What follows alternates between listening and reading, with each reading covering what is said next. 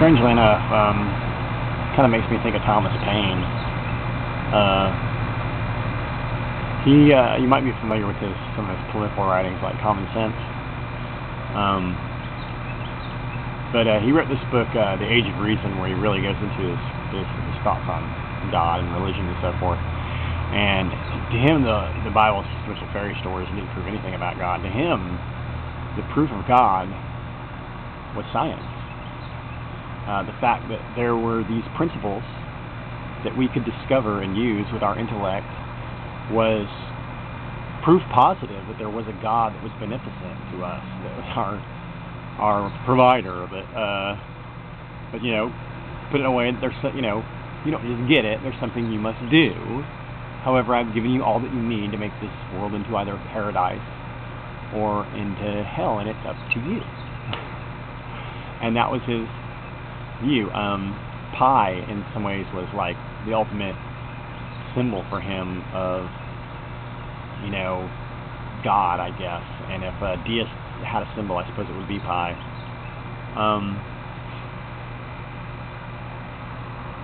I don't know, just like, there's also some work that's been done on certain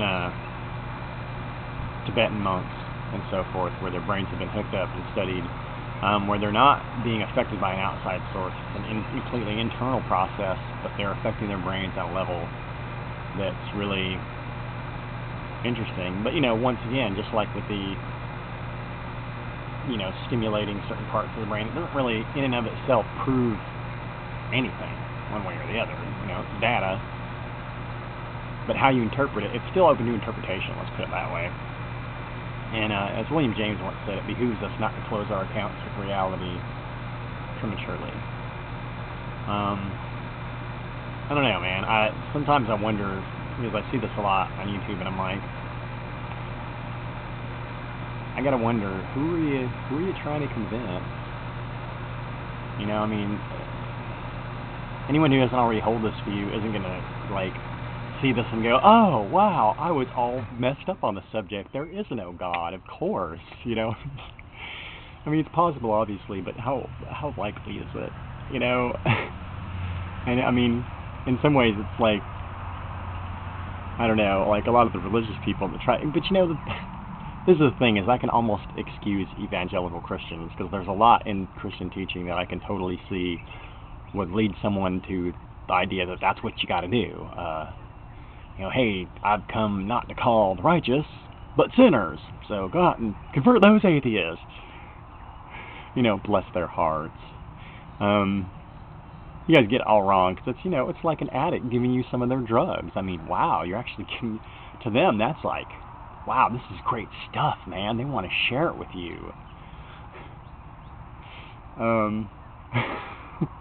Now, you can say, and I have the same view on this as Tim Leary had on drugs. I liked his thing about, just say no. Think about it. Just say no. How rude. You should just say no, thank you.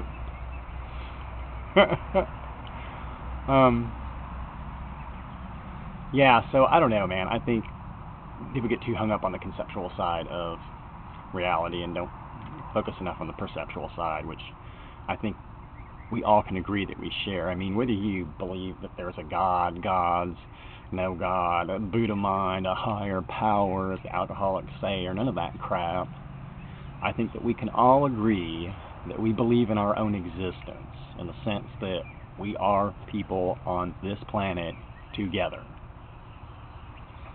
I think there's a lot that can be done if we just start from there and build on our commonalities, instead of spending so much time bullshitting about what we disagree on, which ultimately, in a lot of cases, are just nonsense. There's philosophical points that ultimately don't have any bearing on reality. You know what I'm saying? It's like reality is what it is, our conceptions of it notwithstanding. I don't know, I just don't feel like reality needs anyone to advocate it particularly. It's going to be what it is, whether you believe in it or not. You know what I mean? It's like you can be, You can be deaf, dumb, and blind and not be able to feel anything on your skin, but if it's raining on you, you're going to get wet, whether you're aware of it or not.